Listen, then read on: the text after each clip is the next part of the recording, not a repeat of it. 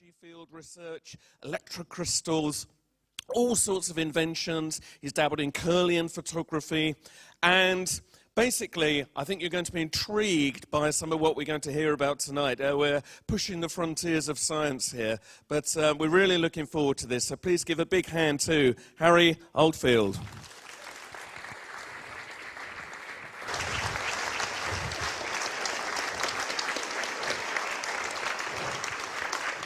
Thank you, everybody. I just want to thank Andy and all the organisers, and also the high-tech guys in the front and behind the scenes there. Without them, I wouldn't be having a lecture tonight. They've rescued the hard disks and all the wonderful, magical things they do. I just want to say it is great being here with this evening in this wonderful, ancient and holy and mysterious town of Glastonbury. It's my first time. I think I am overdue at my age to visit here, but better late than never.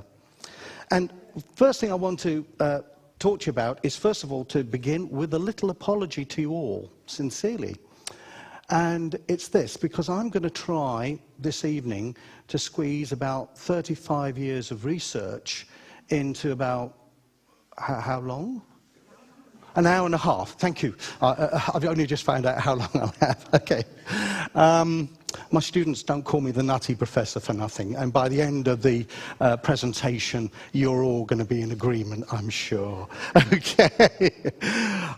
So we'll start a little bit at the beginning, just to give you some background on literature, just to find out the laser's working here. My first work with another great, wonderful researcher called Roger Coghill, The Dark Side of the Brain, and where we started to introduce Kirlian photography into this country for the first time, and my other invention, electrocrystal therapy. Kirlian photography was not my invention. It is not my invention. It came from the Ukraine, as it is now, and it was by Semyon and Valentin Kirlian. And I first got to know about them in a wonderful book called Psychic Discoveries Behind the Iron Curtain by Ostrander and Schroeder. It was published by Abacus Books. I still believe it is available on the internet if you want to do any real background into how all this was sparked off. It's a book well worth reading. And that's above my own book here, by the way. Okay. Thank you. And another book that was a biography written of me and my work by Jane and Grant Solomon, Harry Oldfield's Invisible Universe. Out of print now, but still available on the internet, Amazons and all those other wonderful jungles where my book can be found. Okay. A few different articles in national newspapers and things over the years. But just to show you, I have been around a long time. And to prove it to you, I can tell you this story. 2006, I was in America, and they were giving me some kind of very nice, prestigious award, by the way, there. And I got after my presentation, I had a young lady running after me down the corridor saying, Dr. Oldfield, can you hang up a minute? I just want to ask you a few questions, if you don't mind. And I did. And she said, my mother wants to know, are you the Harry Oldfield or his son? And of course, I was feeling very flattered, you know, this young lady, teenager, you know. And I said, well, actually, you know, I am the Harry Oldfield, and my son is named Anthony, and he's sort of like 20-odd years old. And then she stopped me, and my bubble burst, and she said, it's just that my mother said, by now, you are so old, you're probably dead.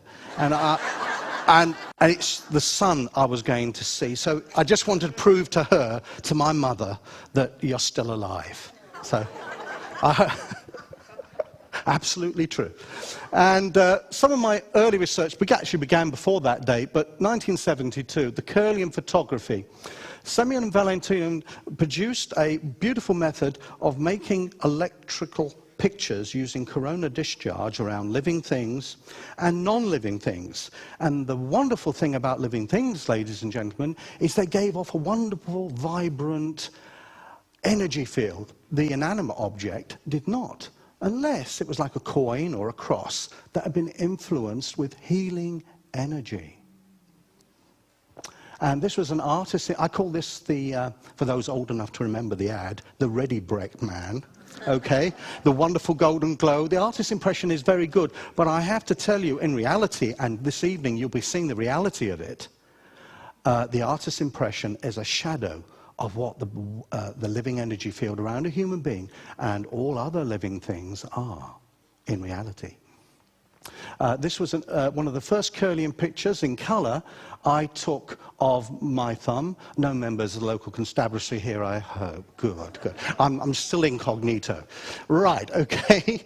And this is actually the corona discharge and the energy. There's no lens or focal plane in a Kirlian camera. There's a moisture screen above the film, and there's an electronic plate, and an electromagnetic field is passed around it. I'll be showing you the setup for those of you I know in Glastonbury who dabble. I'll show you how to do it. And it's in my books, of course. Thank you. And here's the apparatus. We have here, ladies and gentlemen, inside there, a modified Tesla coil, which is a pulsed high-frequency coil. Here we have a DC power source so that there is no fluctuations from mains frequency or interference coming down the wiring. And here in these early days, my design of a function generator that had pulse ranges of very below and beyond human frequency ranges of ears, but these were electromagnetic field pulses with different waveforms. And we sent this pulsed high frequency, high voltage into something like a leaf, which was earthed, and this is the plate, this is reflective dielectric covering, and that reflected all the light back to the film, which was underneath the object to be photographed. Of course, when people put their fingers and hands on it, they didn't need to be earthed, unless they liked wires attached to them, of course, and then we obliged, of course. That goes down rather well in America, where certain electrocution methods are still used for capital punishment. But it's wasted here. I'll remember that, not to do it again. And here, right, I know in Glastonbury you're interested in the paranormal and ghosts and phantoms. Because when I was an ordinary reductionist thinking young man in my early days of learning about science, we didn't entertain such things. But over the years, my mind has changed. And it began with looking at a leaf. Okay, can you see this leaf here? It's a Canadian maple leaf, but it's not all there. If you look very carefully, ladies and gentlemen, from here to there, there is no physical leaf. It's a phantom energy picture. Okay? And Roger and I came up with a term long before string theory in physics for a subatomic energetic matrix on which these physical molecules for everything around people, the universe, trees, stones, you name it, on which these physical molecules are strung. Okay? And it's this organizing field. Okay, morphinogenic field resonance as well has been brought forward by people, you know, various researchers and other things, of course, which I give due credit to. Thank you. Now, I wasn't satisfied with that partial phantom. What would happen if you took the whole leaf away? Well, I tried that and there was nothing left. So I left a central stem of vital force, okay, and ripped off all the leaves, which were there. That's the control, by the way, on the left, what it was like before I ripped off all the leaves. The leaves, the secret for a good phantom, 100%, is they have to be burned, okay? Just like in India, you know, the physical remnants of this space-time are burned, and therefore the energetic process is released and carries on instantly. The other thing to mention is the plant has to be, for this 100%, organically grown. If it's seeing chemical fertilization, any time in its growing life period, you will only get partial phantoms, as we discovered in the 1970s, before organic farming was popular. Here, by the way, I started to grow organic cabbages. And as you, there's farmers and growers here, this part of the country, I hope. At least with the apples and cider, at least, I hope. And one of the scourges of the organic gardener is the cabbage white caterpillar. Okay? Now, the reason why I'm maligning it, ladies and gentlemen, so much is because of what I did a few seconds later. Please show the ghastly deed. A very painless injection of potassium cyanide, ladies and gentlemen. I think it's a good point at this stage to announce that I also do children's parties and weddings, and Andy will be taking bookings after the presentation, or Martin down there. We'll see. And no, don't do this at home, ladies and gentlemen. I am an expert. Okay, as my dad used to say, an X is something that was, and a spurt is a drip under pressure. And so after this injection, you can see that the life force was put out. It was just like putting a hose on a bonfire. Light went out. There's fallout from the creature, but that creature, I assure you, is quite dead. And that's the before, just to remind you, and the after. And the reason why I put healthy there is because it had a last meal of my organic cabbages. And they were beautiful, just done with a knob of butter. They were gorgeous, you know. So he died very happy. I even put a little butter on for him, you know. So, anyway, thank you.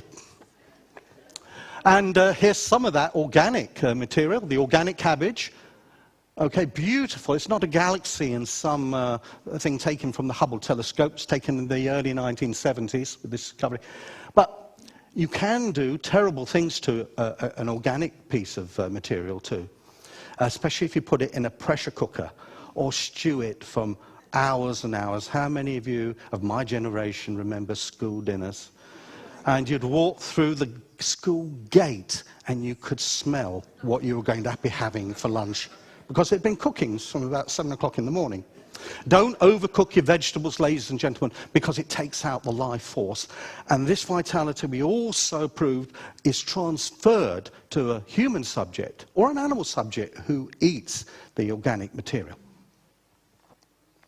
These aren't some supernova suns in a distant galaxy. They are organic oranges with the energy field around them in Kirlian. Thank you. Here we have an organic clove of garlic, and it was so energetic, ladies and gentlemen, with this effervescence of energy. It was even sending out, well, I didn't know what they were in those days, but almost orb-like structures right across the photography plate, several centimeters. Now, I was approached when I was giving a presentation for Association for Health for the New Age by Mark Corsens in the 1970s. Little did I know, in the audience, just like tonight, there could be researchers and things, there was a young researcher called Glenn Ryan, and he was from the local hospital. And he said to me, I'm doing research on cancer cells and on some cancer subjects. Instead of doing all this organic photography, would you like to take on a little research project with me on photographing people with cancer and also the cells growing in culture that I do? So without hesitation, you can imagine a biology teacher, as I was at that time, given the opportunity for this kind of frontline research. I, went and visited him at his laboratory, and we didn't finish the first session of work till 4 o'clock in the morning. My ex-wife wondered where I was. In fact, she probably still wonders where I am, but that's another story. Well, coming back to the picture, ladies and gentlemen, here, in a healthy person, this is fingertips, right? We've got lovely, organized packets of energy. Okay, my laser's failing a little bit. It can happen at my time of life. I'll switch lasers in a moment.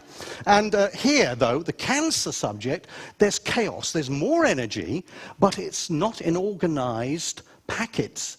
It's the life force gone rampant, ladies and gentlemen. Because, cancer, obviously is associated with a very vigorous form of life, but it's not organized. It's like a rebellion that's gone wrong. Okay, next one. But we weren't satisfied with just that. We were able to get hold of biopsy material from, this case, malignant breast tumor, and isolate from the center of the tumor And the surgeons at the hospital also used to take what a safe surround in their excision of the cancer site. So there's normal cells as well. And Glenn Ryan checked under the microscope. This was normal tissue, exactly the same size, exactly the same thing. But the malignant tissue, right at the center of the tumor, was so effervescent, I could look at the top of it, and it was like looking down a miniature volcano as far as the energy was concerned of the cancer. When I looked down the tube of the normal cells, the normal tissue, they were quiet, doing the thing they all do, is just living their own normal life force and working away in the background. The cancer once was so exuberant, it escaped the thick rim of the test tube there, the energy. And this is a theory worked out, Glenn and myself, of how sometimes cancer can transmit from cell to cell or tissue to tissue. It's called, actually, an old theory, mitogenic radiation, if you ever want to look that up on the internet. Thank you. We also got whole tumors, ladies and gentlemen, and these are called TS sections, cross sections, okay? And this is a benign tumor, okay? And it had an outside layer that was alive, that grew, but the center part had necrotized. That means it had died off in the center, and it gave off an energy field that was quite vigorous.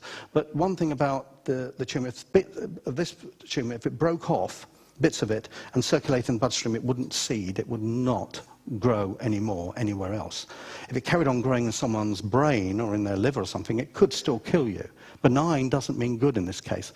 But here, with this malignancy, it was a very strong-going malignant carcinoma, and bits of this could break off, and you can see it's alive with energy all the way through. There's no black area or dead area. And some of these particular tumors and cells like very low, high CO2 contents, tension, and very low oxygen. And this is why in natural cancer therapies, they encourage the movement of oxygen and hyperoxygenated things through the body, especially the GI tract. This I would like to thank my workers in America who supplied me. Dr. Thelma Moss in particular did this study in the late 1970s with rats. Okay, and here there was only the rats were photographed, but here we had rats that had cancer in their bodies, not in their tails, but in their bodies, and here we had a healthy rat. And sometimes you could screen to see if any rats, you could mix them up, and you would always pick out the rats that had any cancer growing in their bodies, just as we saw with the human fingertips. So Glenn and I, Dr. Ryan and I, were thinking marvelous things that we wanted to make this into a kind of a mass screening thing, coding photography for cancer. This is going back to the 1970s. That particular project, I won't say by what and by who, was quashed because, and the excuse was the ethical committee, it was not drug-based, therefore it was unethical. The ethics are still the same today, ladies and gentlemen. Okay. So I was pretty dismayed by this, and I'd left teaching by then, and I was working as much as I could in the hospital with the research work. And after, viewing my views, I was frog-marched out the door one day of this hospital by security. And probably the best thing they ever did to me, throwing out the hospital, because I'd just be a glorified technician there now if they kept me. And I went on to say, I think I can do something better. And the reason I will tell you that is it's very pretentious for me to say that at the time, because I'd watched the healing hands action on cancer cells of a wonderful healer. His name was Matthew Manning. Matthew Manning, back in the 1970s. And what he did was not kill the cancer cells growing in culture. There was no animals involved, just cells growing.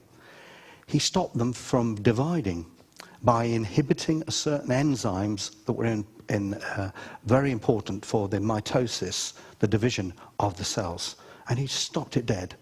Didn't kill the cancer cells, because he said to Glenn, he said, if I've got an energy that could kill cancer cells, someone or any healer could have an energy that could kill normal cells, and we can't do that. It's not our intent to do that. And I thought, my goodness, if we could put him in a machine, a healing machine, or a bottle, what wonders could we do for humanity? Anyway, Matthew declined. And so I went on, also with help from Glenn in the early days, to invent something from Kirlian called ESM, which is the three-dimensional way of scanning the body and looking at the energy field invisibly with sound level meters and things, putting around a three-dimensional field. And the other method I did about 1978-79 was electrocrystal therapy, where I really did put healers in a bottle, or in this case, a tube. And they're called gemstones and crystals, ladies and gentlemen. And they are ancient healers that have been with us in our society since our hunter-gatherer days, perhaps even with the Neanderthals, because they wore certain things as well, as archaeology is now proving. Thank you. And this is the tube. Oh, my word. I think I've run out of power there. Oh, no, I haven't. Right. I've changed colour, ladies, from red to green. No comments, okay. I've gone green, as I've always threatened to do. Okay, and here are all the colours of the chakras, but all these stones have healing properties associated with them. And today, in our instruments, we have a variety of the rainbow there, and crystals associated with healing, including in the smaller version tubes. We found out that in those days that size wasn't everything, so we scaled down my healing tubes to a reasonable level of handling. And speaking of some of my first experimentees, this is my own son, 2.5 years old, and he learnt to do his letters on this portable machine here, A, B, C, D, and all the numbers, 0 to 10. And Daddy, I've got a headache, bang my head, I burnt my knee, you know, right, A5 on the knee, son, A10 on the head, and he would sit diligently in my chair until all the pain went away. And I was really chuffed over this. He said, but Dad, came home from school one day, why is it I don't need things like Calpol, like the other children ask at school from the nursery teacher? I said, because you've got your machine. And then later on, they had a question and answer thing where, what did their fathers and mothers do for a living? And I sort of quizzed him. I said, I understand you had a bit of an interesting day of discussion. He said, yes, Daddy. I told my class and the teachers and the headmistress that my daddy is a scientist. Oh, all right. He said, yes, if I told them if you were an electrocrystal therapist, they'd think me a bit funny, wouldn't they? 5 years old and already as sharp as a whip. Oh, just got a 1-1 at university recently. I'm really, really pleased. Told him, he rang me up, he said, I've got a 1-1, Dad, BSc honours. I said, that's right, son, I expected that. How did you do that, figure that out? He said, well, I said, you inherited my brain, my boy, and your mother's good looks, and with that, you'll go anywhere. Okay, that's my son, now 25 years old. And a finer example of humanity you will not see, and very fit, and because of the product of all these things, healing things you see before you. Thank you. And here, we don't just work on human beings, ladies and gentlemen. Now, I'll just guide you around this picture. This is going to be a video of a Great Dane dog we met in America called Venus. And Venus had a problem with hips, and I looked at this in my scanner. This is different to the curling photography now. I am now able to see with video footage the living energy field around any living thing, and other things as well. And here, from her hip, there was an escaping energy, which we often associate with animals with hip dysplasia. And that was the energy block that was causing it. There it is, the energy block on her base chakra. Yes, animals have chakras as well, ladies and gentlemen. And she had a block there. So it was my job when I saw that, and Dr. Brian Daly was my witness to this, he was there, my American researcher, you'll be seeing more of him in a minute. And I asked the owners if I could put my crystals on her, and a few minutes later, the energy block and the leak, the block dispersed and the leak stopped. Now, this poor animal lounged around on the couch for hours at a time and got off the couch tentatively and hobbled across to the garden. It was a sad sight to see. But after this, she leapt off the couch, ladies and gentlemen, and made a very nice bounding way to the female owner, who burst into tears at the sight. So I was really pleased to be able to help Venus. And there are no placebo effects, ladies and gentlemen, for the critics out there, on animals, okay? There are no placebo effects. That's the before, that's the after. Blue Ridge Mountains of Virginia, where I had that patient, yes, remember. I would sing for you. Covent Garden wanted me tonight, and I told them I was busy, I was going to be here with you, but I could not upstage that beautiful choir, wonderful voices of harmony, to put you off with my voice. Okay, now here, speaking of voices, this young lady was losing her voice because of a very, very nasty salivary gland that was swelling up, very resistant to antibiotics, and this energy here from her throat chakra is tracking down here to her throat and stopping her from almost talking. And here, after a couple of electrocrystal sessions and healings, the throat chakra is cleared and the salivary gland went down, and she had given up the antibiotics long before that because they weren't working. Resistant bacteria. Thank you, Evie. And in another way I was able to get healing energy from the crystals was vibrating them in an electromagnetic field and putting mics around to see if they were giving off any audible sounds.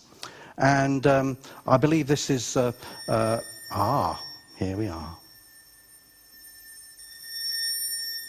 I call this track unofficially my whale songs, because this is what it reminds me of.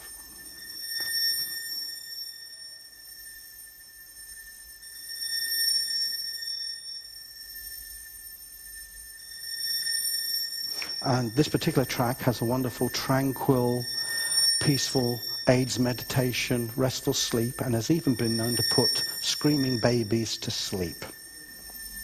Although I can't guarantee that for all the mums and dads out there.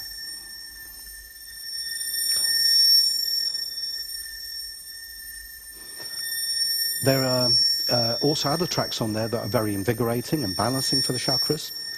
And people say, well, how do you control the power of this, this device? I said, simple, your volume control on your hi-fi or your MP3, I once got a very interesting call from Germany, and the lady said, oh, Herr Oldfield, your CD is wonderful. I said, well, thank you very much, meine Dame. I said, how did you use it? She said, well, it is wonderful. My family hate the music, but I played it in the house just to annoy them really loud. And the house ghost, the poltergeist we had in the house, has now vanished, has gone. What do you think of this, mein Heilpraktiker, Harry? And I said, well, obviously, the ghost has no taste in good music. And she hung up on me. I don't think she quite understood that it was a joke.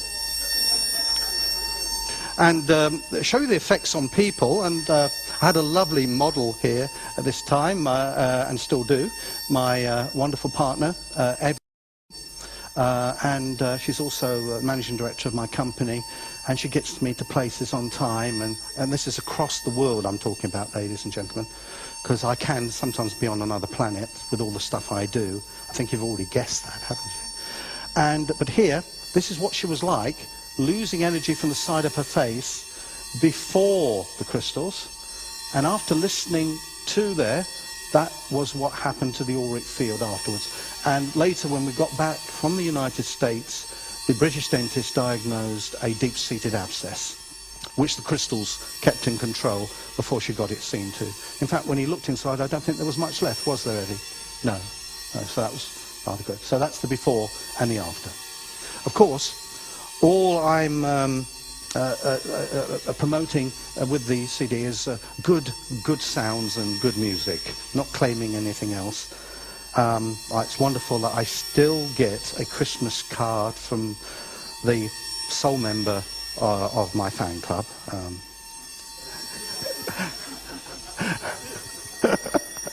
You have to listen carefully. Yes, it is. Okay. Now, speaking of sound and healing, this is the seismograph PIP monitored research we did together with John Reed and his wonderful instrument, the seismograph. And here is our crystal sounds and the beautiful shapes and patterns they make as the crystal sounds were playing that you heard earlier. And this is the screen we were monitoring, and these are all the shapes. And these patterns, ladies and gentlemen, mean something. And when the pitch was changed, we got rotational things. And there were also patterns, there's not a lot of time to show you tonight, but there's also patterns that look like mandalas and things. Incredible. In fact, this is one actually. I'm glad we included it. And if you look at some of the Tibetan and Indian mandalas, they are very similar. And they are impressions of standing waves of energy, standing waves of sound, electromagnetism, standing waves. Thank you, Evan. Thank you. Now, this is PIP. This is the material, the invention that I made for observing wonderful patients like my dog, Venus, in America. And I went back to 1987 when I first was able to make my first PIP picture. I remember it was in my garden shed with an old computer called the Acorn Archimedes, which was the first 32-bit RISC computer.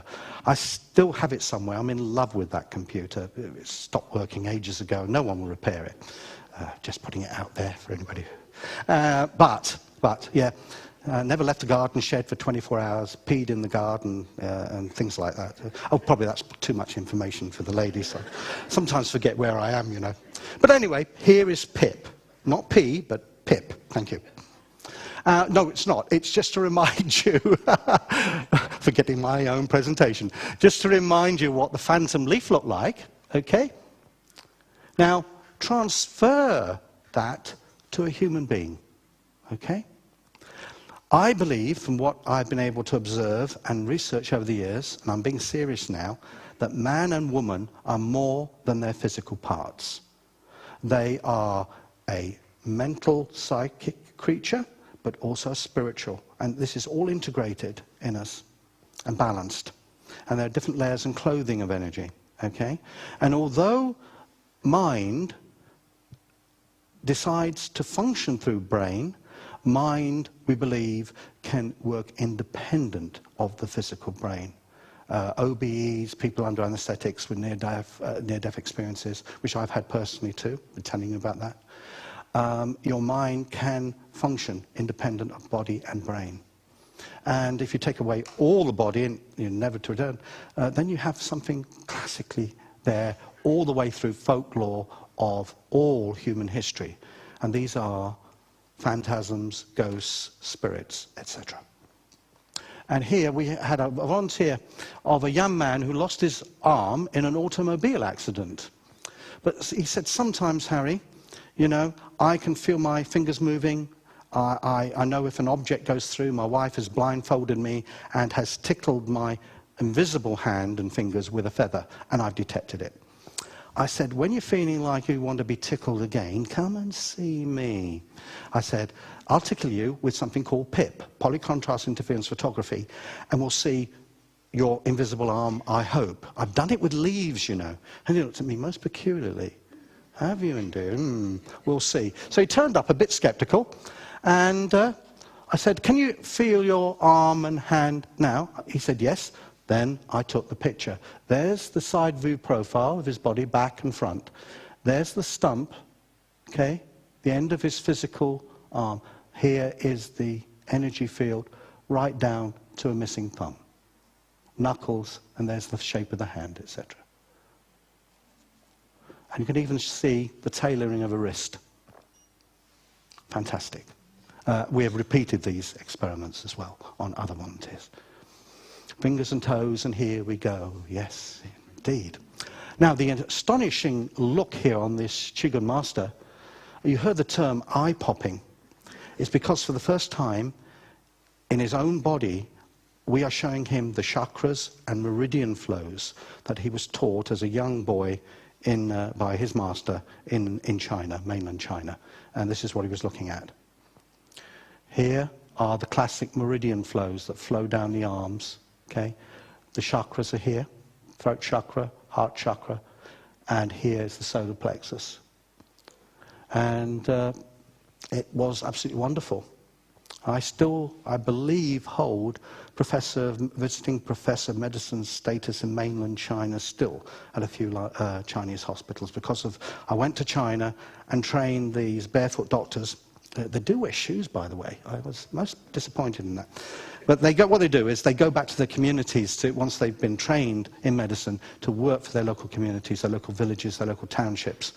And I was privileged, really privileged, all these young enthusiastic faces to teach them how to use this diagnostic system in the field. Thank you.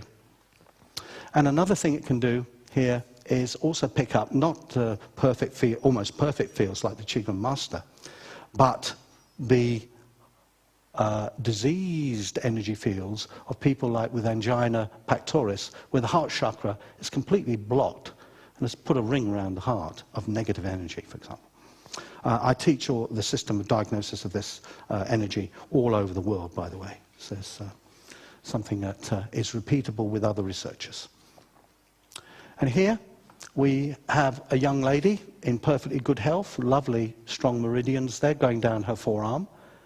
But if somebody should get, like this case, this is not swine flu, but influenza virus, all those meridians are disrupted. I did try ringing the NHS helpline when I got a sniffle the other day. All I got was crackling on the line. Okay. Yes, I know, I was a real swine, wasn't I? I do apologise. And making a real pig of myself here. And here we have the early stage, before I show you anything negative, I always like to lighten things a bit, of a benign breast tumour. And we saw this ring of energy. For the young men in the audience, I should explain that this is a brassiere strap, okay, to orientate you around the picture. And there is the top of the breast. Here we have an energy field. And I recognized this before. I'd seen it in the hospitals a few times. And I told the young lady that she should be tested out by seeing her practitioner and get a referral to hospital, maybe for a mammogram. And she went to a practitioner, GP, and he told her, sorry, I can't palpitate it, and I cannot find or feel anything. You're a completely healthy young woman. And she went back, and we still saw it growing, okay, the energy field disturbance. And I told her to go back again. And she made such a nuisance of herself, she gave her the mammogram, and it was found just a few millimeters across a benign tumour growing. And it's one of the smallest they'd ever detected at this particular hospital. But we had detected it a good over 2 or 3 centimeters across of the disturbed energy field effect. And anything physical in the body or this universe happens in energy first. Nothing can happen without energy transfer. Quantum physics, when you listen to my friend and colleague Dr. Manjir Samantha Lawton, tomorrow, I hope some of you will be at a lecture, Punk Science. Yes, I love it. I reviewed her book, and I love the title to that. And it definitely goes with my personality. And you will see how much energy affects us in our environment on a day-to-day level, including little mini black holes around us, coming and going. Okay. Now, here we've got normal female energy. Okay, this is the solar plexus chakra. There's the splenic chakra there, there's the navel. And these are meridians going through the liver, gallbladder meridian, etc. But things can change, because 8 months later, there's a secondary energy presence there, which I hope you can all see around. Head, arm or leg, nice knee there, or elbow. Could have been a footballer because of all the kicking. It later proved to be wrong. It wasn't a male footballer. As I predicted, it was a female. And here we have part of the placenta or another appendage.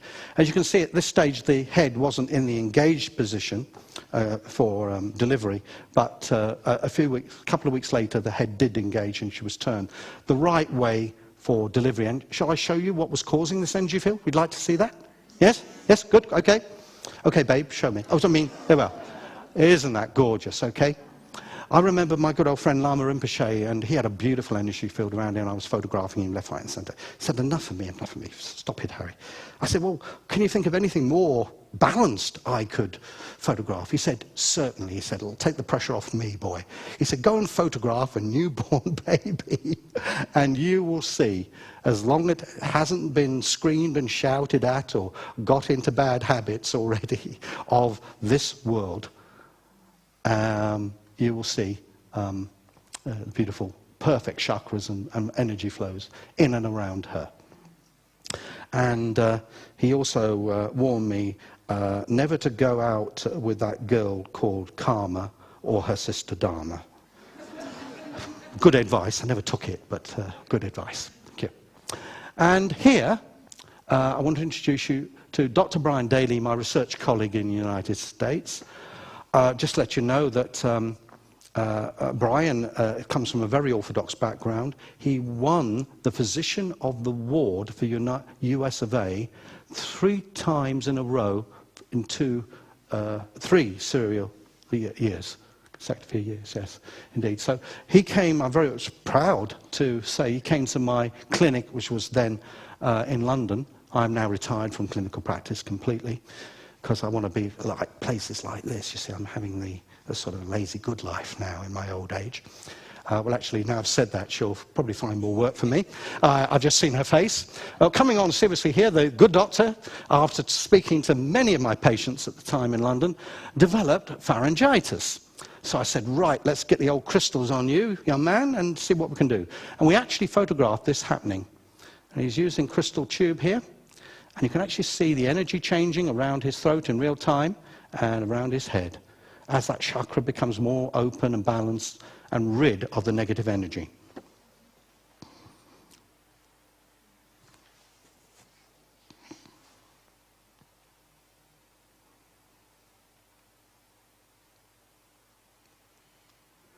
And here's the energy you can see passing through there. White light, glows and things coming out of the end of the crystal tube. And we'll see now, before, there was no proper chakra to see, and there is, near enough, a perfect throat chakra. 1 minute, 10 seconds of crystal healing. There's no antibiotic that can work that fast, I assure you. Okay, and here we had worked with a technique used in India called, I'm sure many of you are aware of it, pranayama, okay, working with the energy of the breath and the prana is in the breath, the life force. And it can be directed in inhalation, inhaling positive cosmic energy into the crystal with the breath, and then exhalation. And the frequency is completely changed to this higher vibration here, which is a shorter wavelength of light. Okay. And Dr. Brian Daly is also a Reiki master, something I don't know how he fits it all in, but here, we've got him here, building up the energy in his hand and projecting it as a ball, which should eventually this ball turn into a ball of white light. And here we have him working on a patient in America with arthritis in the joints, in the legs especially, with something called Marcel Vogel crystals, okay? I personally met and was befriended by Marcel Vogel in the early 1980s. Wonderful gentleman. Worked for IBM and invented something called the liquid crystal display. Anytime you see a liquid crystal display, it's because of Marcel Vogel. But later he left conventional science because he wanted to concentrate on healing, which he knew crystals had healing properties, which he made these crystals like laser beams. There's no physical laser beam in them, but they're like beams of energy that flash and actually enter the body's own energy field, I discovered. And this is showing the meridians of the healer and one of those beams coming out of the right-hand crystal, beaming in, and some energy is flowing into the left-hand crystal going up. So it's a circuit that was being used. And this is the before and consequent after result of that healing with the Marcel Vogel quartz crystal system, and consequence relief of inflammation and pain. And there's other things that are inside crystals. I've only got time to show you, unfortunately, ladies and gentlemen, the still pictures of one of these creatures, which I call the silicon entity, or the quartz crystal entity. And here it is on top of a crystal. And it's quite shy, but when somebody uses the crystal for healing, as this lady did, that's the result, the expansion of this, I believe, is life form inside crystals. A lot of people believe that only life on this planet can exist in carbon-based forms. I believe that here, and even on other planets, life can exist in silicon-based life, because it has something called an interesting electrical property, quartz, silicon dioxide. It has a valency. Thank you. You guys even give refreshments. You know, I'm most impressed with you tech guys. Thank you. Cheers, guys. Thank you very much for all your help. How did they know my... lemon flavoured. How did they know my voice was going? Amazing. Of course, they wired me up with some wires, which I won't talk about earlier, ladies. Anyway, here we've got... That was for sound, by the way. And here we've got crystal energy fully formed. And these things can move around people, fly across rooms, and they are real. We have them on video. Thank you, Evie. And you can get white light, which I believe is produced by these creatures, fly out of enormous crystals like this. This was in the Monroe Institute in Blue Ridge Mountains, Virginia. Very famous institute. And these ladies and gentlemen had a friend in hospital, and they thought, I'd like to video this. And they were going to the healing crystal to beam healing energy to their friend in hospital recovering from an operation. And here they are, devoted, doing their chants and meditation, concentrating their healing force, and I'm there at a distance. Because if I got too near this crystal, it would crash the computer. So I kept my distance on a tripod, and I watched what they were doing, this devotion in their faces. And suddenly, there was a burst of energy at a certain time, in a few it came out, and after that, it was drawn back into the crystal. I couldn't see anything, and it was drawn back into the crystal. Maybe we could actually see that again, because it is so spectacular.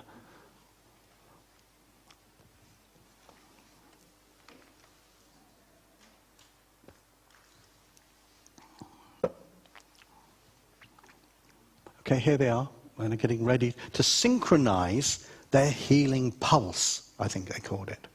You healers out there, I know you're out there somewhere, know all about these things. I'm just a novice. I'm just a novice observer. I'm just in awe of what can be done.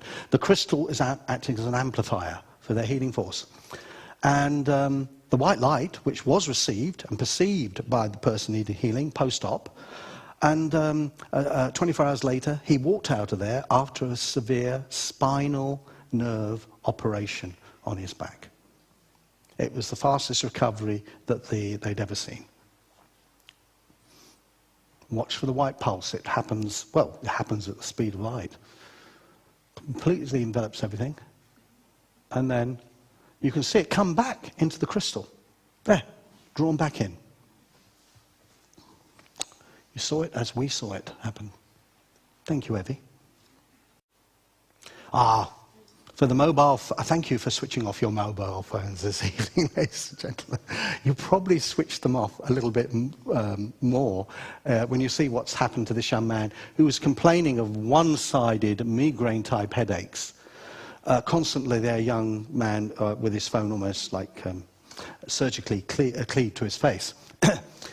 And here is producing, this is the normal energy from the brain, but here, the auditory centers here, right side, is producing this mucky, brown, treacly stuff. And just to show you, it was affecting here, the back of the brain as well, where he was getting a lot of symptoms, including his eyesight sometimes getting blurred. And that is the normal side of the brain, where the telephone wasn't. So we can pick up the effects of almost any negative or positive force on the human energy field as and when it happens in real time. Thank you. This is a frightening picture, really, I have to tell you. Look at those almost demonic eyes of a crack cocaine addict. And those of you with discerning vision for pattern recognition will already see that there's half a face there with an eye and another figure, very sinister looking figure here, and smaller shapes around. She was the only one there against the backdrop. She was not there. Her parents were outside when I took that picture. No one could have stood there next to her. And I said, you know, what? She said, well, I hear voices. They tell me to do antisocial things. They've told me to steal and murder my parents. And I won't go into it, but we tried to help her with the energy field input from the crystals. Thank you, Evie. Now here is the same girl, but this, I often associate crack cocaine where the brow chakra was completely open, the crown chakra was split in half, with also excessive kundalini stimulation. A lot of these young people can become hypersexual and not discerning. And here, at the back of the hips here, these are her slacks and these are the bottom of her legs, things. We got this circle of negative kundalini energy, which was a negative vortex, and attaching themselves to this energy, which is really, can be used for food, with other creatures that don't live quite in our realms, shall we say, and that's a conservative observation, sucking in on these energy forces. Now, of course, no one before, except clairvoyance, mystics of vision, perhaps for 1,000 years ago here in Glastonbury, and today, this tradition has been kept alive for this mystical observation of people, things, and sacred sites, which I will be going on to.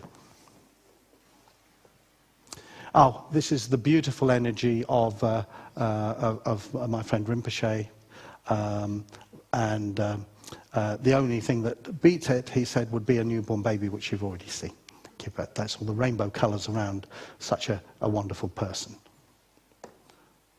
He never wanted to sustain negative thoughts internally or have them externally focused on any part of him or his environment. So there we go. I'm giving up modelling now, so after that. So. Anyway, here we have another invention of mine called the Oldfield microscope, which goes back to 1997. And it's a way of, when we look at a microscope of any living thing, okay, it's a very uncoloured thing, especially with germs, bacteria, protozoa, etc. They lack colour. If they are plants, they have green chlorophyll in chloroplasts and granules, but that's the only colour you usually see. Now, when you want to look at any tissue under the microscope in a pathology sense, it has to be killed, stained, and fixed. Okay, killed, fixed, stained, dehydrated, rehydrated, and all going through lots of complicated things. And I looked at this method and thinking of tissues and cells, etc., and I thought, there's got to be a better way of doing this. I looked at dark field, phase contrast, and I think, there's got to be a better way of doing this. And I decided we'd do it with light. We stained anything under the microscope with light. This is the result. This is my special apparatus that goes underneath a microscope. And we move around and select what we want. And here we have a very good normal rendering of a water flea. Okay, it's not really a flea, it's a relative of shrimps, Gammarus pulex in our rivers and streams. This is Daphnia, and lobsters and things like that live in the sea. But that's the same flea stained with my apparatus, still alive and well. And later on you'll see that flea's heart beating in real time and the cells around it. People think, well, obviously an electron microscope is better because it shows much bigger images. But I'm sorry, you can't look at living things with an electron microscope because first of all they're in a vacuum and coated with various layers of molecular metals to withstand the electronic bombardment that happens in the vacuum to bring the electrons to focus on a phosphorus screen. But here, the animal stays alive and well. That microscope has gone around the world in researchers' hands, and I was nominated for fellowship to the Royal Microscopy Society some years ago because of this.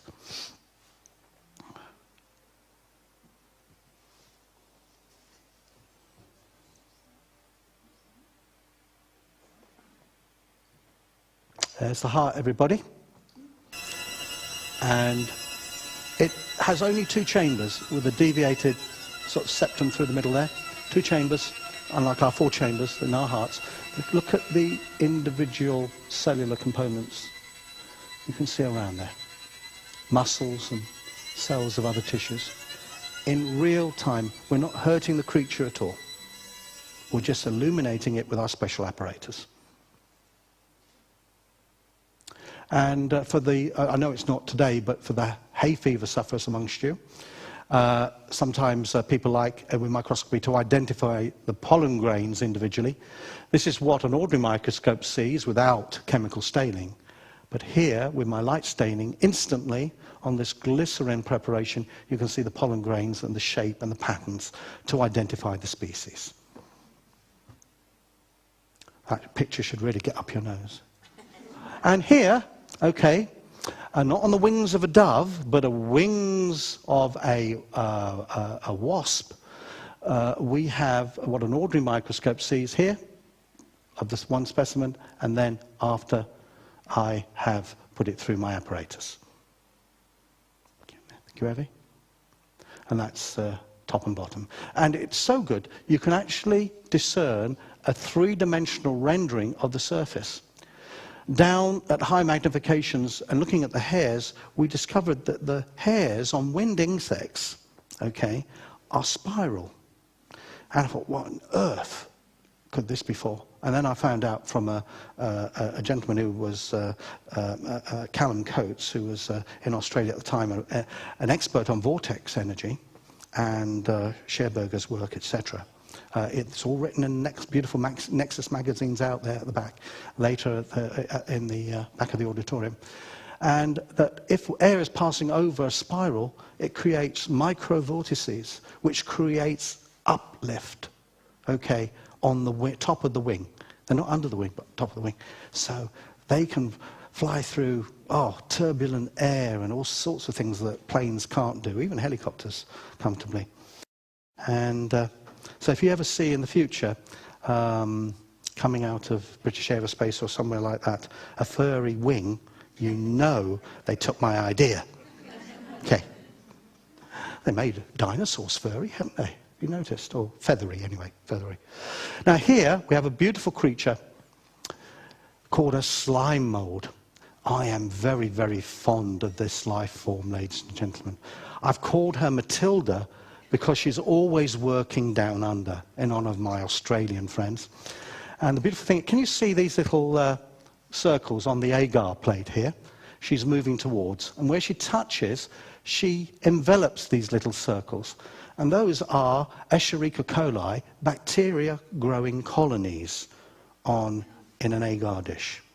She has the most wonderful appetite for all pathogenic bacteria that I've been able to put down here. And she's like a huge, giant amoeba that you can see with your eyes.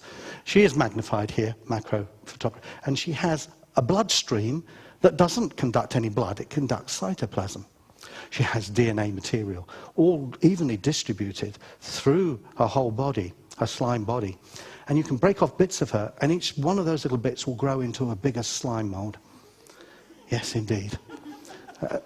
I just want you to know that all my exes remind me that of being so slimy. I have now actually proved it to these females now, after all these years. My complete interest in these slime molds. There we are. Yes, indeed. I was once nearly arrested, ladies and gentlemen, and I was fishing down my road, down a manhole cover with a test tube on the end of my fishing line, my fishing stool, and I was after human effluent fluid. I know my father always said I would end up if I didn't work in a job like that. Quite right, madam, you say. But in this wonderful, wonderful fluid is a richness of something called phages. Now, phages are viruses that actually predate on bacteria. Funny to think that, you know, bacteria actually have their own viruses. And I was after these phages to show them in my microscope, working on killing bacteria. By the way, Matilda, I'm impregnating into a bandage to where eventually one day when it gets approved by some medical authority, long probably after I'm dead, that it will go for MSA and gangrenous gas-producing bacteria and gangrene bacteria, etc. And as you can see here, the Simeld has got rid of it. Everything. Okay. Oh, yes, almost arrested. Thank you, Evie. I was almost arrested. I was just fishing away merrily, as you do. Fishermen amongst you, I'm sure, will be sympathetic with this story. And suddenly, it was 2 o'clock in the morning. I wasn't expecting this. A panda car, just in my own street, just pull up beside me, and 2 young men, they look like schoolboys, shows you my age, got out the car. And said, hello, sir, what are you doing? I explained to them, I'm a fellow of the Royal Microscopical Society. I'm here at the end of the tube here, and I'm trying to get a good sample of rich human effluent, and I'm going to spin it down in the centrifuge, isolate the phages. I'm then going to inoculate my bacteria plates and look for plaques, empty spaces of where those phages have eaten those bacteria. And I hope it's going to be some use in some time for treatment for humanity. The Russians are already doing it, you know. We don't want to get there before the Russians do it, gentlemen. And they look quite startled. It's quite sad to see big burly policemen looking scared. And the senior one turned to the youngster and said, are you going to write this up? And they silently got back into the car and drove off, but before they did, the senior officer rolled down the window and said, excuse me, sir, will you make sure you do put the cover back, as it could be dangerous to people walking on the pavement in the morning. And they drove off like the clappers. And here, my microscope can also view live blood, okay? Not dead blood, but live blood. This was published in this paper of my own manufacturer up here. Okay, live blood analysis. And the beautiful thing about this is that we've got our own amoebas in our body. Okay, they're part of our lymphocyte and leukocyte and all our white cells and T cells. And they move around the body like amoebas, scavenging on, there's 2 here, 1 down here, 1 down here, 1 down here. This is live footage of them scavenging through this blood sample, looking for any parasites or invaders.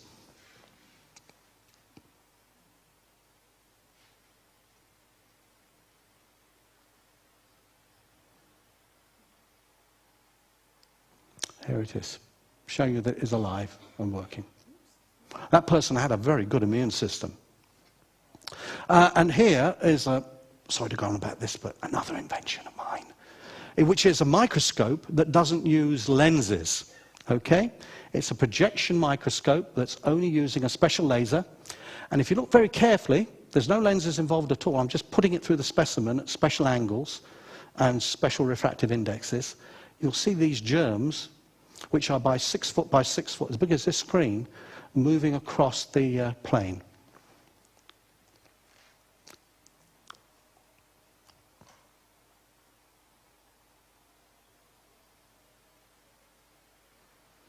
There we are. It's a very small bacteria.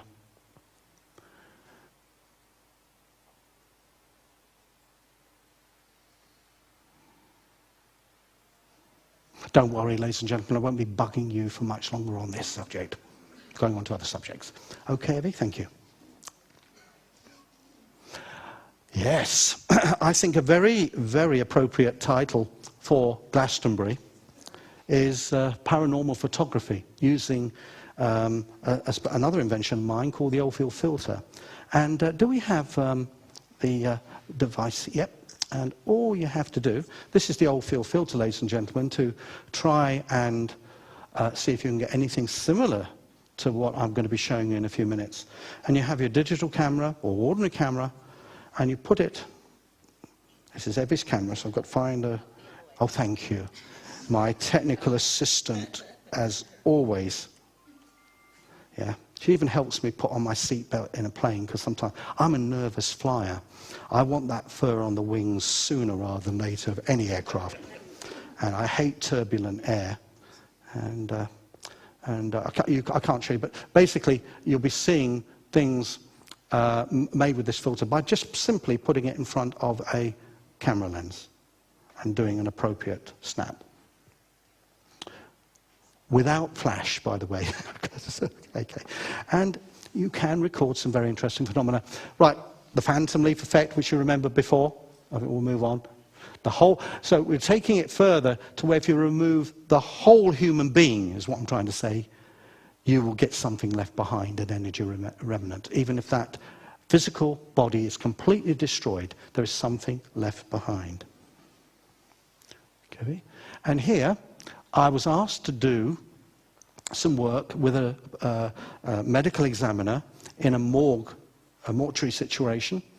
And I was with a clairvoyant who told me where to point my PIP camera and my other cameras. And this blank wall produced a figure of a spirit entity with his mouth open here, holding a staff across.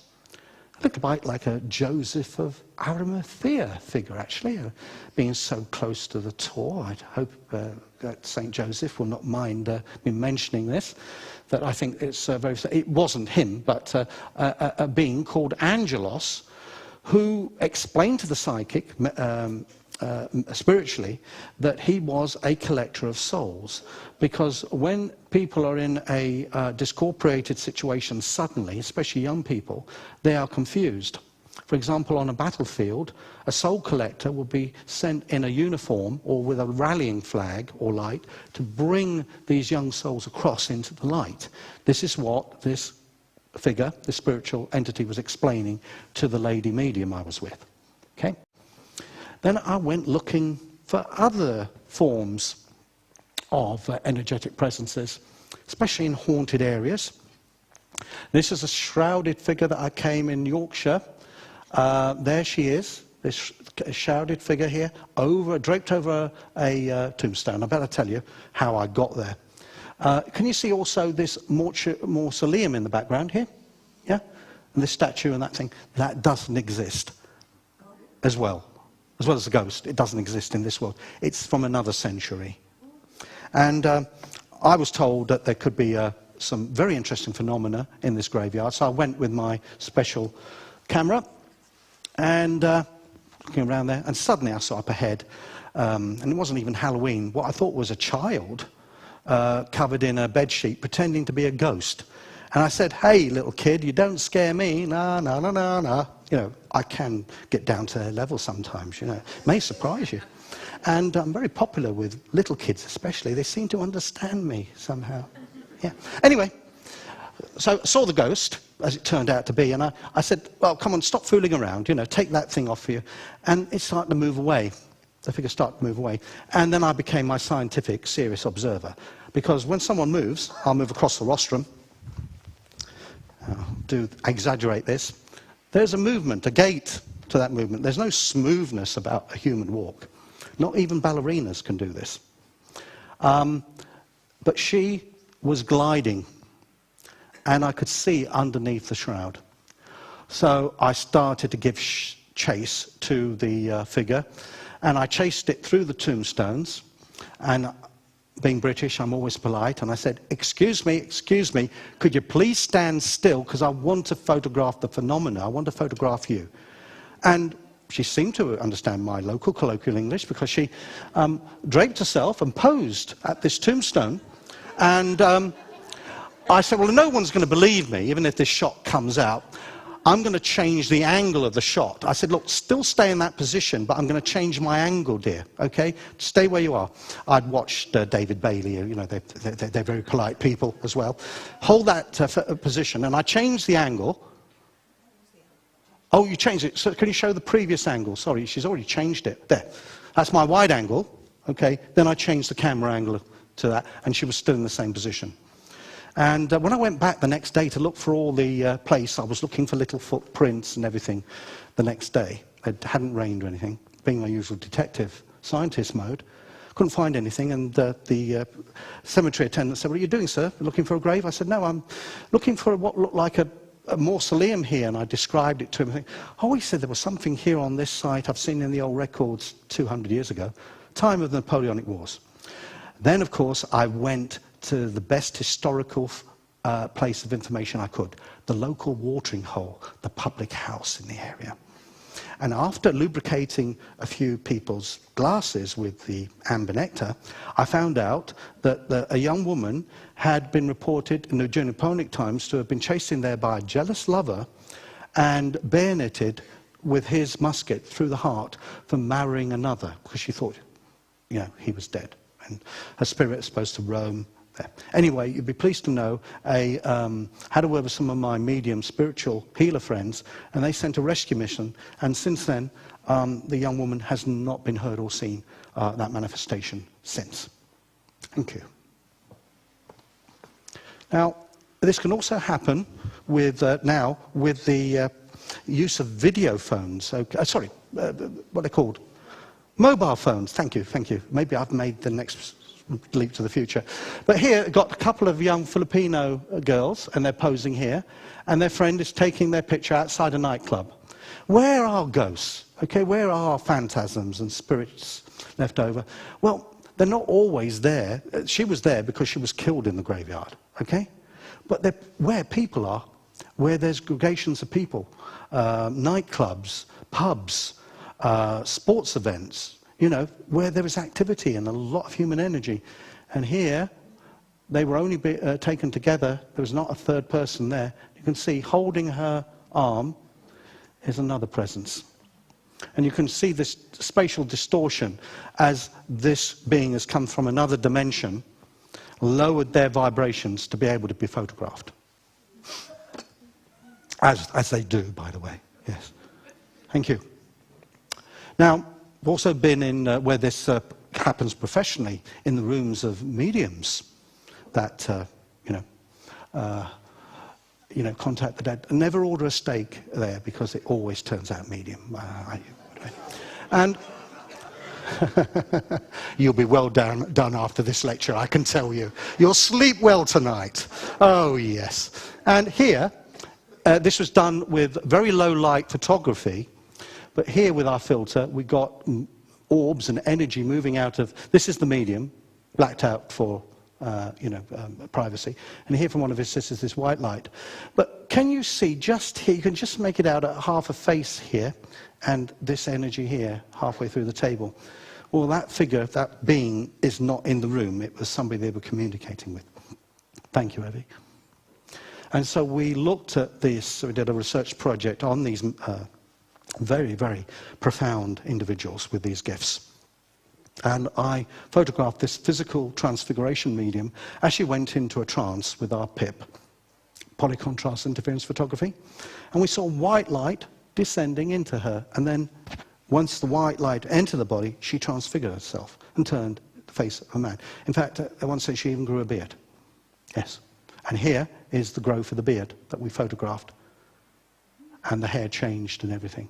Completely, turned in a completely different face. There's only a very low red light, but I show you, I checked everything. There was no sleight of hand going on. There was no makeup artist in the back suddenly coming out and doing the old business on her. She changed like that instantly, as soon as this white light from behind her and descended and took her over, as she said to me afterwards. And another interesting energy that used to be around an old friend of mine was of my late cat, Barbie. And Barbie was very special. When she was with me in clinic, people would often say, "Where's the cat? Never mind the crystals. Can the cat sit on my lap, Harry? We get so much from that cat." And then a healer said to me, I think it was Rose Gladden, she said, "You know your cat, Harry? It's surrounded with the most beautiful emerald green energy field. and often associated with sort of chi energy from China, the golden jade healing ray. And it's associated with dragons. And if you knew my late cat's nature, dragon was the operative word. Okay? Because if you disturbed her from a seat like this, she always picked the best chair in the house. I'm losing my headgear. Excuse me, ladies. You know the feeling sometimes when your headgear goes. And here, surrounding her is this, as predicted, taken with my optical filter, available after the lectures and tomorrow, by the way, from the organisation. You will see this wonderful whirlpool of green, balancing, healing energy around her. And she was wonderful. People thought there was nothing from the crystals, it was all down to the cat. Maybe, we never know. Healing did continue after her passing though. And it's interesting because I have to tell you a story of, won't go into it, but I had a near-death experience where I was being asphyxiated in an empty house once, all alone, a gas leak anomaly, and I was walking towards a white light, seeing, as you do, dead friends and relatives. It's absolutely true. And I saw my father up ahead, and I started to speed up my walk towards my father, and he's doing this thing, like, get back. It was always like when, you know, I was bowling him or trying to get him out at cricket, he'd always move me back because I was getting too close to stump him, and unsportsman's things like that. And I said, what are you doing? I want to have a word with you. You know, a few things I want to talk to you about. And this is in this dream. I'm walking towards this white light, and suddenly I hear meow, meow, meow, meow, meow, meow, meow, meow. And you know, she was half Siamese, Barbie, okay? And it was a caterwauling that would wake the dead. And in this case, it woke the half-dead. That was me. And I suddenly woke up in my armchair from nowhere in the middle of the night, early hours of the morning, and I couldn't get up from it. I was dizzy. And I was looking for my dead cat Barbie. She died 2 years previously. And there was an enormous leak going on in the house. And I called the emergency services, etc. And he was making out his report, the gaffer, and he said, excuse me, sir, but, you know, how did you discover the leak occurring in the residence we've just been... I said, well, I was asleep in the house and something woke me up. I didn't tell any lies, never tell any lies. And he looked at me most strangely. He said, well, I'm glad, Governor, that something woke you up, because if there hadn't, you would have woken up certainly dead in the morning. And I'm telling this story in America. This is getting to the crescendo here. I'm telling this story in America to the Americans. And they like a good story there, by the way. You know, look at their last president, you know. Got to have my little dig around the bush, you understand. Beat around the bush. And here, someone was taking, with their camera and a filter, a picture of me on the rostrum, as some people have done this evening. Thank you very much. The gentleman over there with his camera, I think. Thank you. And you never know what may come out on it, because here was the most enormous orb. And if you look very carefully in there, I'm going to show you ears, nose, little mouth, and even whiskers. And I've looked at that most carefully under magnification, and that is the frontal face of my deceased cat, Barbie. So she appeared in this enormous orb to say, Dad, I'm still around, you know. And one thing I've learned over the years, as I get older, it's comforting. You can't bury love in a box. It's eternal, ladies and gentlemen. I think I can be forgiven for saying that in this wonderful holy town of yours, and spiritual town, and this spiritual company, that love is eternal. And if one thing that you want to, don't worry about bank accounts and pensions and things like that. Store up your category of love, not just with people, but with every living thing that you can touch and it can relate to you. I've even had microscopic life, like my slime mold, Matilda, change direction because I wanted her to move over into a particular gradient at the side. Well, I wanted to take a particular measurement of a pseudopodium. That means a false foot, by the way, to non-initiated. Indeed. Okay. This is a real podium, by the way. You know. Oh, yes, I'm here. Getting ahead of myself here. Oh, I have to get ahead of myself, ladies and gentlemen. Here we have the old site of the chopping block at the Tower of London. okay? And I was told there are lots of things floating about there. Go there with your filter, Harry. You're going to see a lot of things. My other psychical research friend has told me. They've seen a lot with their eyes, so I went with my camera. So I went to the side of this scaffold, and I thought, well, there's not going much on. There's just a memento there at Tower, the Tower Green bit. Tower Green, I think it is. And here, you know, where the scaffold was. And I said to myself inside, looking through the camera, I wonder what it looked like when it was built. Now, as soon as I put that out to the universe, an answer came back in energy. Because there's the site, and of course, usually I've turned my camera to a different angle to get another aspect ratio. A post appears. Not of a person, a phantasm of a post. Okay? And I thought, oh, it can't be. But I've got to get this photographed at a higher angle. So I raced across the courtyard and suddenly realized I was being chased by a group of Japanese tourists, probably wanting to know where this eccentric Englishman was going with his camera. So I was running up the tower steps and popping my camera against the window, which they're all behind me, trying to take pictures without my filter, by the way. Nothing would show up. You know. Anyway, I had my filter there, and here is the energy field of the scaffold where royalty and nobility had scaffolds built for them, knew every time their heads were going to be removed in the usual British way. Most politely, because it was done by English executioners, of course. Keep the French in their swords, that's what I say. Anyway, historians amongst you, take note. Shall I go on? Yes, indeed. Anyway, here, stop, she says, right. Here we've got the scaffold and the energy that was descending from higher realms into the ground there around the enclosure. And I think I've looked at historical artist impressions of these scaffolds. I did my research, and it's very similar in dimensions to what would have held the priest, a couple of executioners' assistants, and maybe some, and of course the oglers would have been around the outside. Yes, don't want to Henry VIII on any more about that. Yes, indeed. Method of divorce was very sharp with Henry, wasn't it? Yeah. Okay, right. Now, as well as people that have been unwell and under pressure, I have looked at sick buildings, okay? And here we had a lady who I was treating for her nerves with the electrocrystal system. And it would be a question of 2 steps forward, 2 steps back. And I would only get her recovered to a certain level. And I said, what is the root of your nervousness and, you know, cat on hot tin roof syndrome, as I call it? It's a Somerset morn, you know. Wonderful, right? Oh, yes. Where was I? Oh, right, okay. So I was invited. She said, my house is haunted. So I said, right, I'll come with my camera and we'll see what's haunting you, shall we? Please do, please do. So I turned up, and she said, when I sit down in the evenings in this settee, this is our office there, and it's all scrunched up. No one could stand here, by the way. I'm telling you that now.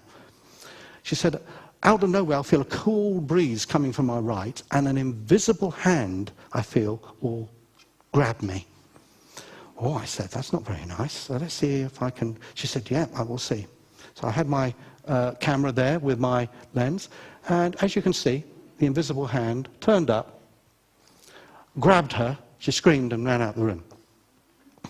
Right, I thought, you so-and-so.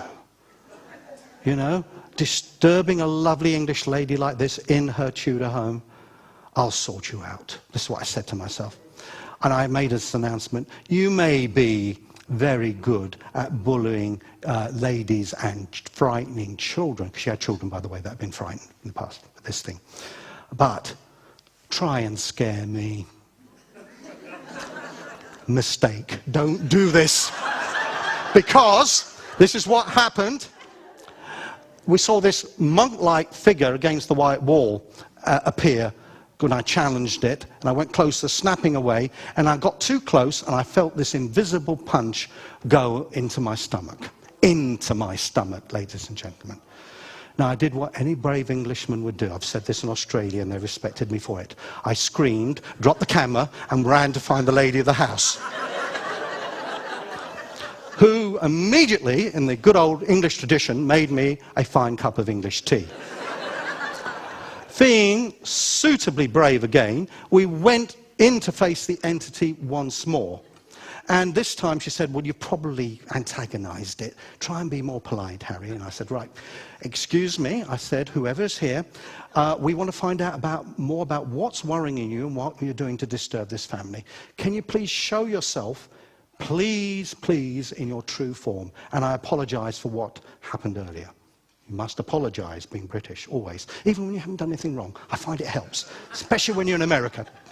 Okay, and as you can see, the discarnate entity fully manifested. Now, I have to tell you, it's very low light, okay, too much light disturbs. But here, we can make out the face of a young youth with long hair, we believe, a waistcoat, frilled sleeves, and hands moving. I'm sorry about the lights being here, they're losing contrast a little bit on the screen. But lights coming up like this, as if to say, go no further, come no further, close to me with that infernal device. And I later found out from mediums they were meaning the camera. I was seen as a one-eyed monster with my Nikon F reflex camera. Beautiful camera. One of the best cameras ever made. Of course, there's the Hasselblad 500 CM, which... Yeah, I'll carry on. Anyway, you need a good camera. Now, with digitals, you can get even further and more sensitivity with the lower ASA levels. I was using something like 800 ASA film in these days. But there's the film, hands coming up to say, come no further. And we backed off.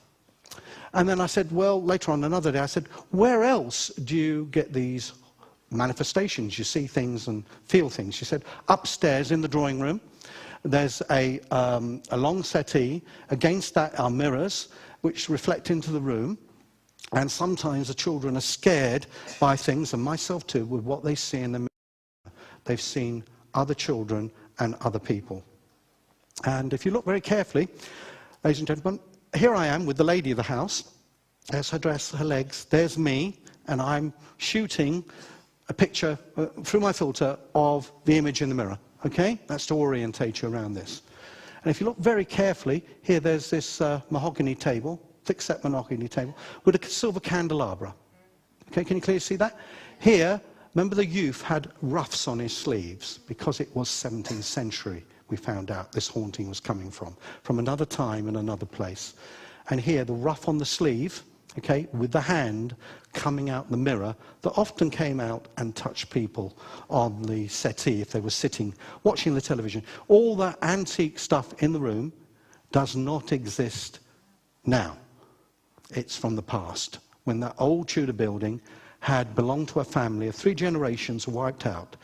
Grandparents, parents, and children of the Black Death in the 1600s.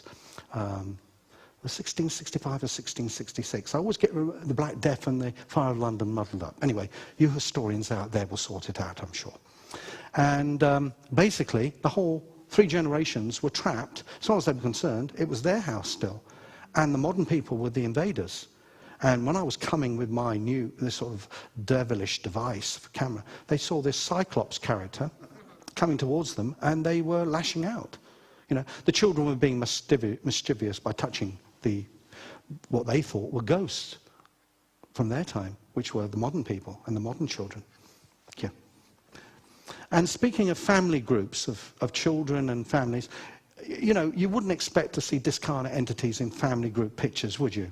Well, here we're doing a family group picture in Iceland of an energy of a family, collective energy, and they are past members that come in, and that was identified as a past female member of that family by the older family members, with the shape of the energy and the face and everything.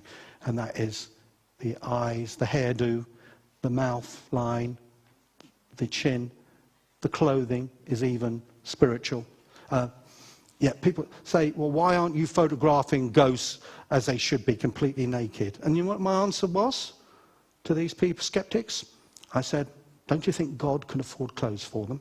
Actually, it wasn't original. Joan of Arc said that to the British inquisitors and of the church when she was being questioned about her voices and her angels.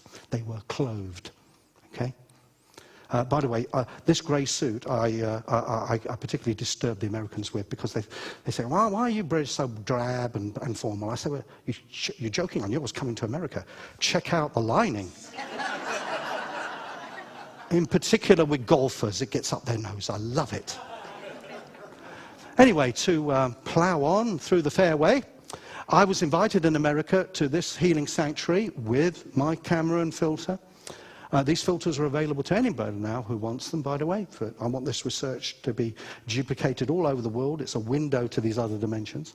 And here, my filter in front of the camera, and the healer said to me, well, my spirit guides have invited you, Harry, to come and watch me heal, and they're going to make an appearance, and they'll be in the picture. So I said, what's in it for me? She said, oh, it'll be a nice brunch, and you know, anything you want to drink, and beers, and yeah, on. I said, you know, I don't come cheap. I asked the organisers here. Oh, I hope we're going to buy me a beer later. Anyway, but anyway, I took this picture and saw what looks like this. Can you see this young figure here in a white habit, a young man profile, long chin with red hair? And before I showed her the picture, I said, describe to me what your spirit guides look like in your healing work. Oh, she said, well, I have a young novice nun that died on the wagon train over here in the 1900s, and also a young boy killed by frontier Indians, and he's got flaming red hair. She described these two figures to a T. She hadn't seen the picture. Thank you. And we can see some other wonderful things with our filters. This standing, beautiful, cascading rainbow of light that seems to be coming from the direction of this adoring, glamorous grandmother to her grandchild was photographed by me with the lovely Evely there and her lovely grandchild. And it was absolutely fantastic. I've never been able to reproduce it. That's unfortunate with certain phenomena. There was that right moment of capture, and it was just right. There is something called the light of love. I truly believe that now. That was all done without flash, sir. Most indefinitely.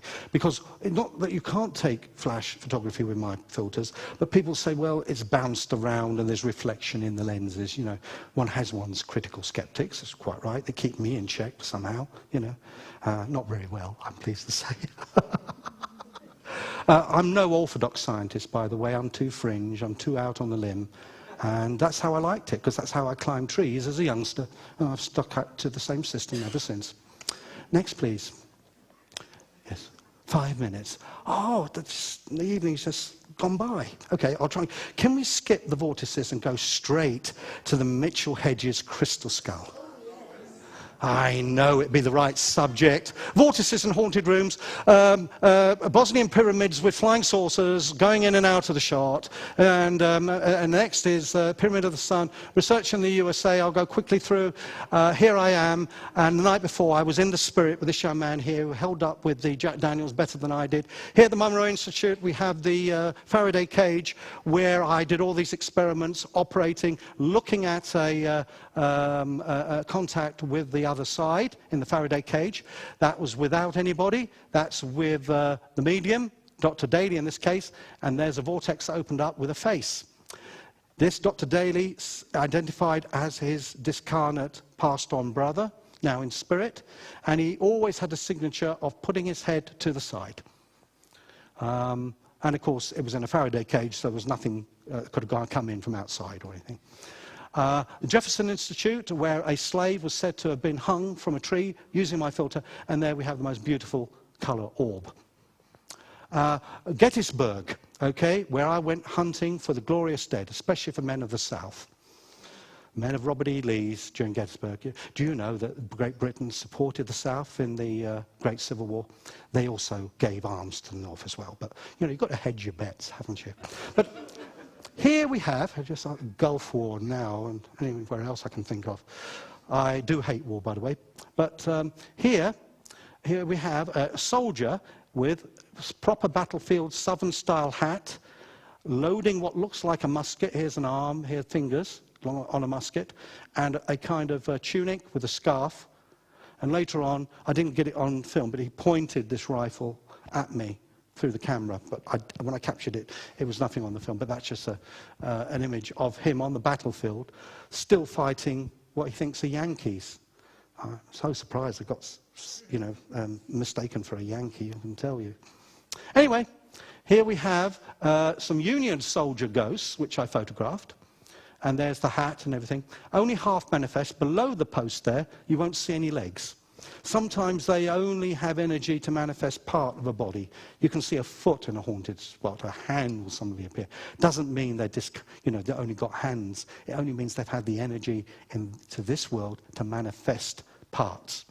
And, I seem to attract the attention of UFO flying vehicles whenever I'm doing a lot of this work. And they're flying in the sky there during this video. I hope they're learning a lot anyway. There they are. There's it's completely blue sky. Nothing there to be seen. But what my PIP system does is able to see phase changes in light. And things that are cloaked and invisible can become visible. Okay. Thank you, Evie. And here we have a haunted church in Rochester, New York, a figure on the stairs in an envelope of light and some orbs there. Okay. There's the lovely Evie next to the haunted piano. I wasn't going to go near a haunted piano where things are said to happen. So send the girl in is my advice, the gentleman, send the younger person in to take the shot. And then I took the shot and she started to disappear in the shot. In fact, here is Dr. Claude Swanson, one of America's top physicists who befriended me, and I befriended him. We've swapped real way out theories on physics, by the way. You lot are really not here, quantum physical wave formations and things. Okay. But anyway, as you can see, with the Oldfield filter, the good doctor's not there either. He's lost his head. Okay. Showing movement into other dimensional flows that come through this reality all the time, and that's how we see phantasms and things from other dimensions and other universes. Okay? Yep, okay. Oh, please, can we just show them Stonehenge? Please, please, please. Andy, forgive me if I'm going over time. 5 minutes. Oh, great. I've dilated time. Claude Swanson's right. It was 5 minutes, half an hour ago. Great. Okay, so we have some sacred sites. Niagara Falls. This goes down well in America. Please. Fast. Yeah. No, I want them to see it. Because the Native American people told me there, the First Nation people, if you were to go with your camera, Harry, at the bottom of Niagara, there is a vortex of energy that is a channel into another world, into the spirit world. So I went there, of course, as you do, to try and photograph it. Yeah, and I caught it.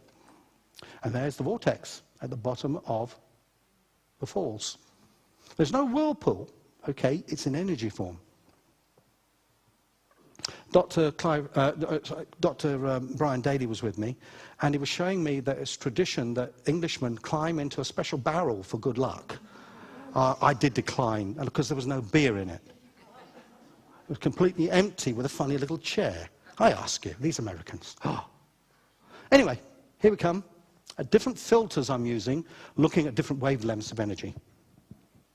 I'm going to charge the group for another hairdo after this. Gosh, it's just pinching a little. Okay, and there's the vortex. Okay, there we are. Nicely captured. Thank you, Evie. Move on. Yeah. Stonehenge. How many people here, hands up, have been to that wonderful site, Stonehenge? Oh, nearly the whole blooming audience. Excellent. Would you agree, like you are now, that what you're looking at, to look at the person next to you, do you think they're solid? Do you think they're real? Okay, look at these stones. Oldfield filter, you can see straight behind them. Read, if you can get translations of Tacitus, one of the recordists of the Romans, invading the British Isles for Julius Caesar. They were scared to death of the Druids, with good reason.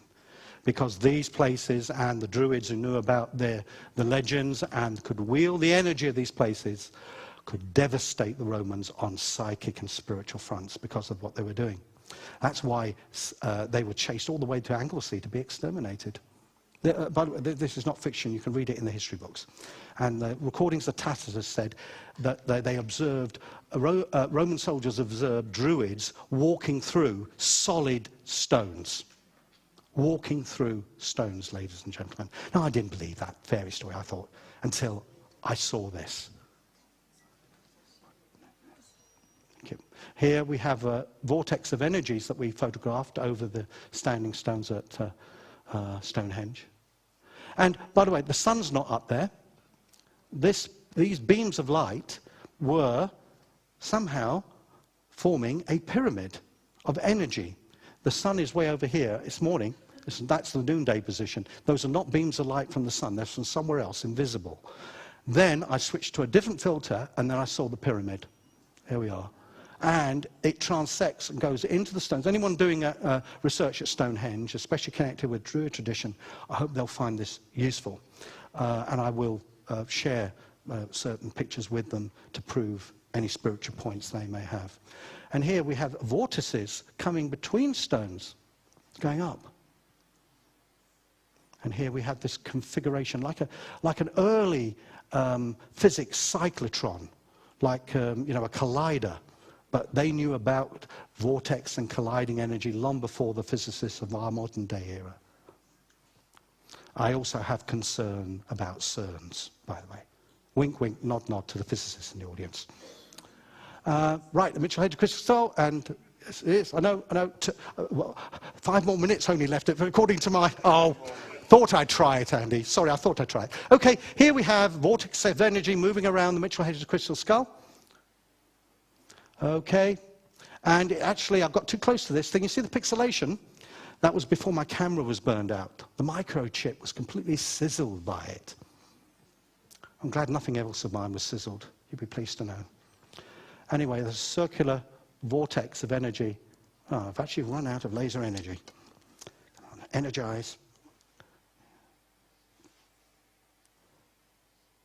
And it's going around here. These black particles of particulate energy are circulating in a vortex. Next one, please. I also observed a meditation with the skull later that evening, and I noticed, when using the same filter on my system, that the people who were enjoying the meditation with the skull were also being infiltrated with this particulate energy. By the way, you'll see some people there that are not taking part in the meditation, and those particles of energy are not entering them. Oh, people say, what does this all mean?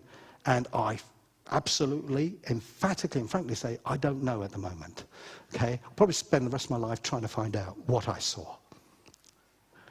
And here, I was very, very, very privileged. This is the last video footage, by the way, everyone will be pleased to know, I'm sure, of the skull on a table with the owner, and he's going to do a cleansing. Now, as he was getting ready for the cleansing, another energy field, like another skull, appeared under this table, and it filled with white light. Later, this white light went to the skull, which he was cleansing after lots of people have far past it, and after the meditation. This white light comes into the skull, and then eventually into him. And he actually Bill turns into a being of white light. I kid you not, ladies and gentlemen, you're going to see it. Here we are. Here's the white light now coming into the plinth on which the crystal is. You see all these patterns of energy. Well, I've seen patterns like that before in a real human head, okay? That looks like, to me, like a movement of living brain energy. And even eyes, can you see? And even like a mouth. But this is a crystal skull. Okay, there's not a real head on there. But he knows there's a being that enters this skull to communicate and heal with him. And this white light from the skull goes up and up and up. Halfway through, and we start to see his solar plexus start to energize in a moment as it receives white light. He'd been so depleted, he told me, with so many things that I think this was helping to energize him. This cleansing process of the skull actually is reciprocated to him. There's the solar plexus chakra, okay, suddenly appearing from him. His hands are always, and then suddenly the white light increases. And then I suddenly see white light appearing in his head. It's traveling up his body, And then, like you saw from the crystal there, the burst of white light out of it, this was the burst of white light energy inside himself. There we are, ladies and gentlemen. Well, Glastonbury, I hope I've been able to keep you entertained for the very long evening. I really do appreciate your great patience in my wonderful investigation into my and your invisible universe. Thank you.